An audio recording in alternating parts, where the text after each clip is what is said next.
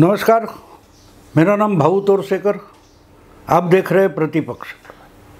दोस्तों, मुझे पूरा विश्वास है कि आज का वीडियो जो मैं बना रहा हूँ, बोलने वाला हूँ, इसके लिए जो हेडिंग शीर्षक मैंने दिया है वो पढ़कर बहुत सारे लोग चौंक जाएंगे, हैरान परेशान हो जाएंगे। ये भाऊ क्या बोल रहा है? एक पॉलिटिकल पार्टी, एक राजनीतिक दल जो है वो चुनाव के लिए अपना मैनिफेस्टो पेश कर रहा है और ठीक है, उसको कोई न्याय पत्र ऐसा नाम देता है तो बात अलग है।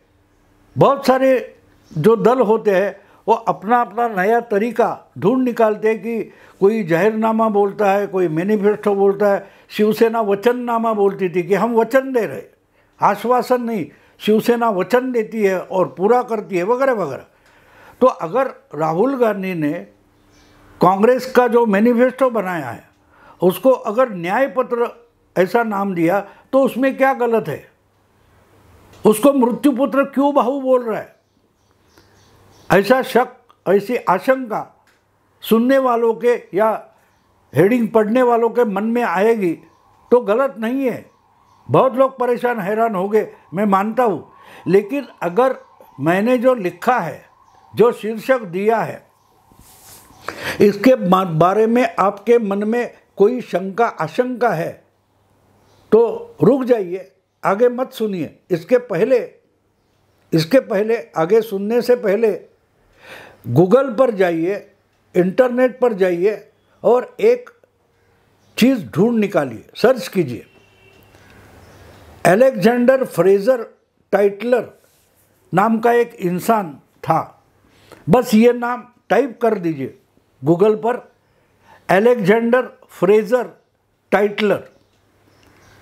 ये इंसान 2 शताब्दी पहले का, 2 सदी पहले का है, आज का नहीं है।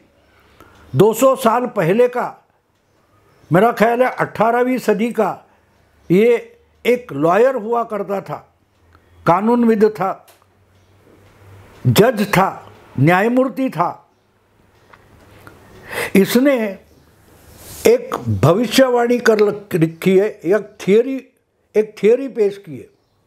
वो कहता है किसी भी गणतंत्र का, डेमोक्रेसी का जो लाइफ होता है, जिंदगी होती है, वो 200 साल से ज़्यादा नहीं होती।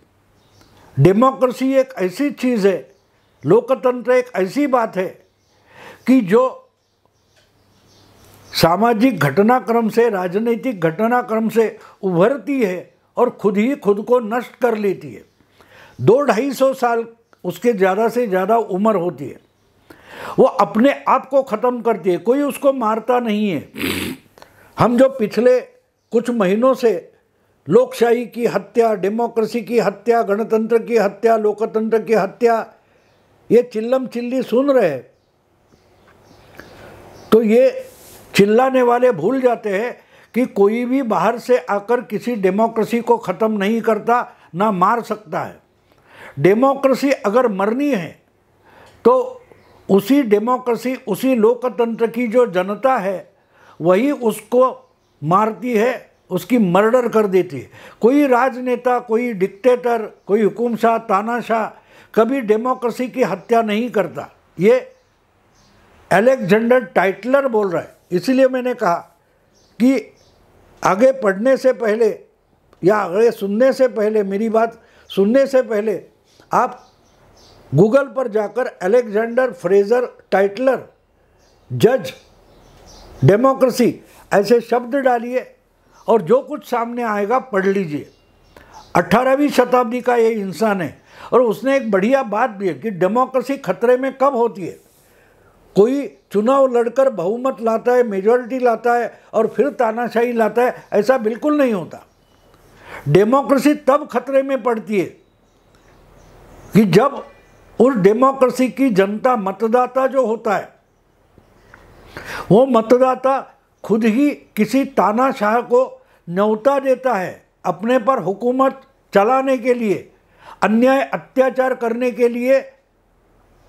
जनता ही किसी तानाशाह को न्योता देती है, इनवाइट करती है, या तो उसका निर्माण करती है, उसके बाद तानाशाह आता है जो बाकी आम जनता को गुलाम बना देता है। ये थियोरी उसने लिखी है। और ऐसा क्यों होता है? तो अलेक्जेंडर फ्रेजर टाइटलर कहता है कि डेमोक्रेसी 8 चरण में चलती है। और कहाँ से आती है डेमोक्रेसी? गुलामी से लेकर आज़ादी तक 8 चरण होते हैं, ऐसा उसने बताया। और आप अगर आज जो कुछ चल रहा है वो समझने की कोशिश करोगे तो आप टाइटलर को समझ सकोगे। वो कहता है कि जब गुलाम होते हैं लोग, तो गुलाम इसलिए होते हैं कि वो अन्याय अत्याचार करने वाले से लड़ नहीं पाते, उनमें इतनी ताकत नहीं होती कि वो तानाशाह से, उन पर राज चलाने वाला जो हुकुमशाह होता है उससे लड़ नहीं पाते, इतने दुबले होते, कमज़ोर होते। तो कमजोरी के कारण वो अगर लड़ाई नहीं कर पाते तो वो स्पिरिचुअलिटी के तरफ जाते हैं, अध्यात्म की ओर चल पड़ते हैं। अध्यात्म से उनकी सामाजिक धारणाएं, बौद्धिक धारणाएं उजागर होती जाती है, अवेयरनेस बढ़ जाता है, जागृति बढ़ जाती है। गुलामी से स्पिरिचुअलिटी के, अध्यात्म के तरफ, और अध्यात्म से अवेयरनेस जब आता है, जागृति आती है, वहाँ से हिम्मत शुरू हो जाती है, ताकत, हिम्मत से ताकत आती है। और हिम्मत का मतलब आपको लड़ने की ताकत आ जाती है, आपने इच्छा हो जाती है आपको कि क्यों मैं अन्याय सह लूँगा, मैं लड़ लूँगा। उसको करेज बोलते, हिम्मत बोलते। और जब करेज होता है तो करेज आपको लिबर्टी की, आज़ादी की ओर लेके जाता है। गुलामी, अध्यात्म, जागृति से क्या बोलते, हिम्मत से आज़ादी, 5 चरण पूरे हो गए। और जब लिबर्टी आती है तो लोग विकास की तरफ चल पड़ते हैं, वो समाज, वो राष्ट्र विकास की ओर चल पड़ता है। ये 6ठा चरण है। और जब विकास होता है, प्रगति होती है, तो संपन्नता आती है। और जब संपन्नता आती है तो लोग आलसी बनना शुरू करते हैं। बिना काम से भी चल जाता है तो काम क्यों करे? विकास और प्रगति के लिए लड़े ही क्यों? हमें सब कुछ मुफ्त का चाहिए, हमें घर बैठे खाना पीना मिलना चाहिए, हम कुछ काम नहीं करेंगे।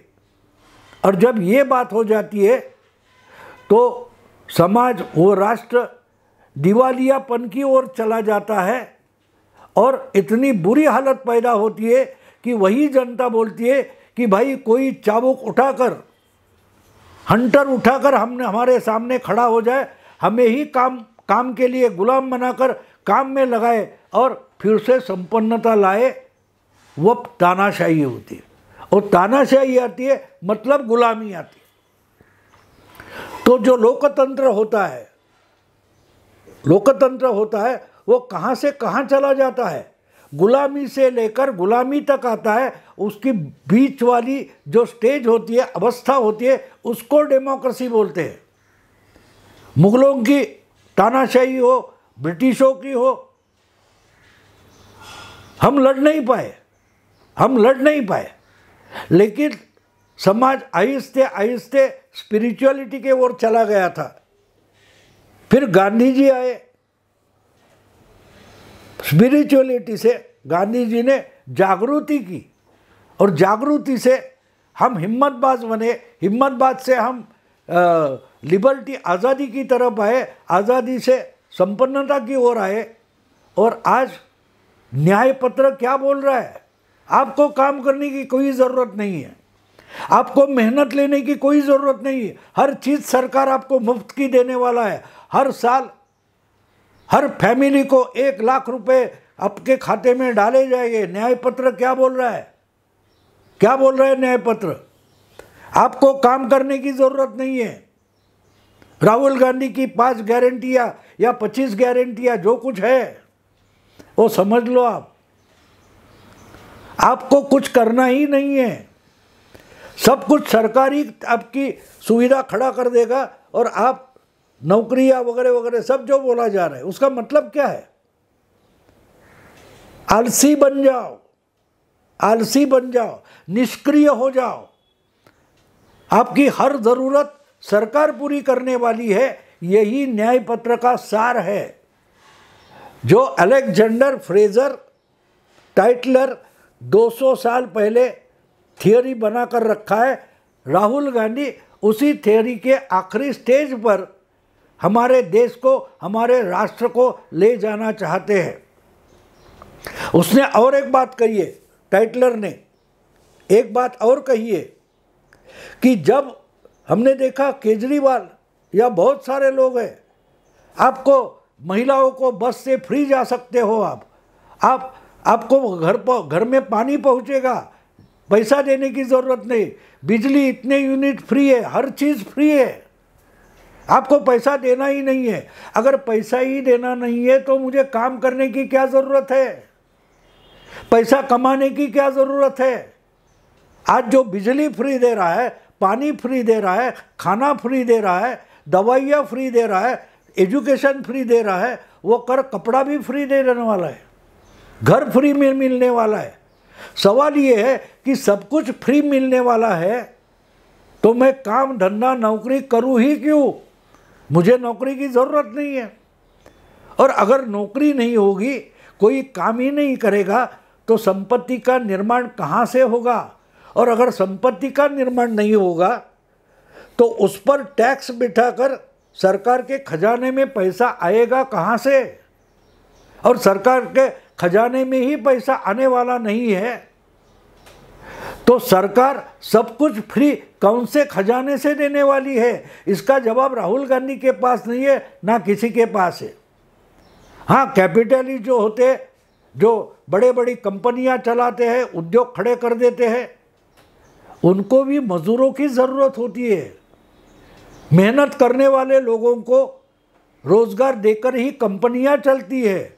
अगर हर कोई सुविधा या चीज़ ज़रूरत सरकार फ्री में पूरी करने वाली है तो देश के सब जनता जो कष्ट करी है उसको काम करने की ज़रूरत ही नहीं बचेगी, उसको नौकरी की ज़रूरत नहीं, रोज़गार की ज़रूरत नहीं। अगर रोज़गार करने वाला कोई नहीं होगा तो कंपनी या कारखाने चलाने के लिए मजदूर कहाँ से आएंगे?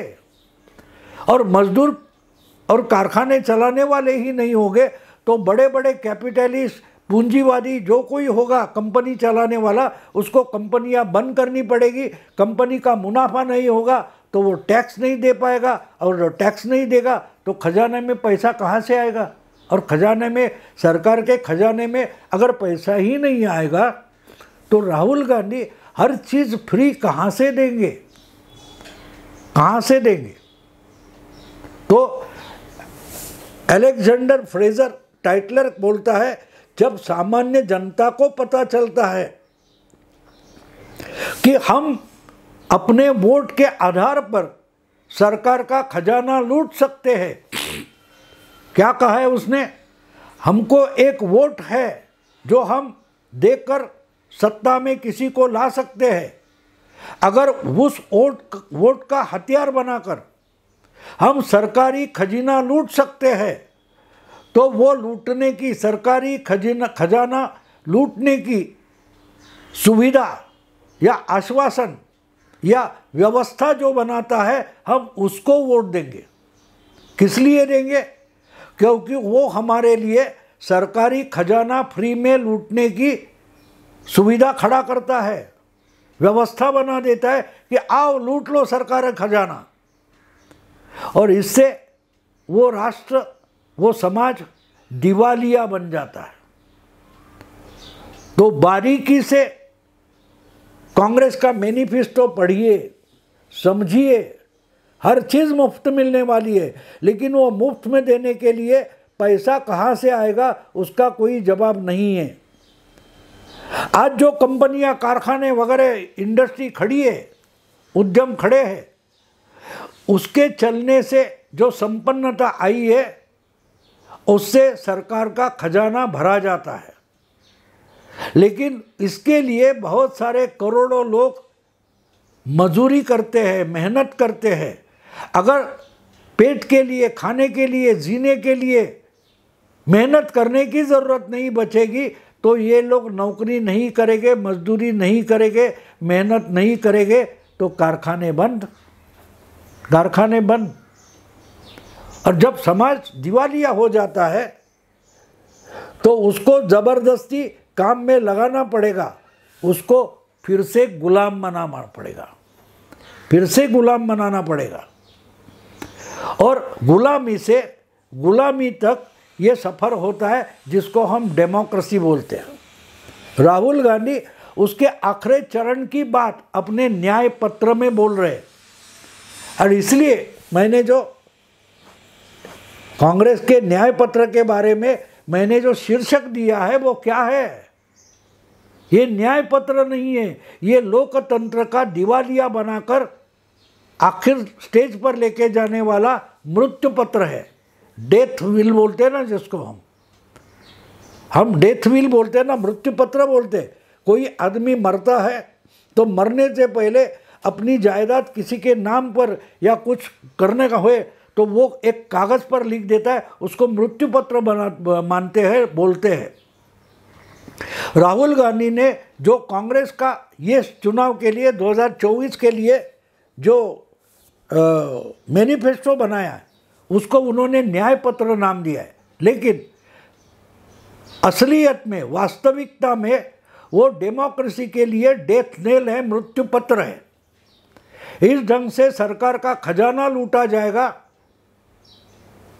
तो खजाना भरने वाले बचेगी ही नहीं, और जब खजाना भरने वाले बचते नहीं तो खजाना खाली हो जाता है और लोगों को मरने के सिवा कोई चारा नहीं होता। उनको फिर से मेहनत की रास्ते पर लाने वाला तानाशाह ज़रूरी होता है। तो राहुल गांधी बोल रहे कि दिवालिया बन जाओ और देश किसी तानाशाह के हाथ में दे देंगे जो हमसे चाबुक उठाकर काम करवा लेगा, फिर से हमको गुलामी की ओर लेके जाएगा। दोस्तों समझ लीजिए, मैं मजाक नहीं बोल रहा हूँ, मैं बड़ी एक थियोरी बोल रहा हूँ आपको, और इसके जो डिटेल्स है आप देख सकते हो, गूगल में जाइए। इसलिए मैंने कहा कि गूगल पर जाइए। राहुल गांधी लोकतंत्र की हत्या हुई बोलते हैं, लोकतंत्र की हत्या नहीं हुई है। राहुल गांधी ही लोकतंत्र की हत्या करने निकले हैं।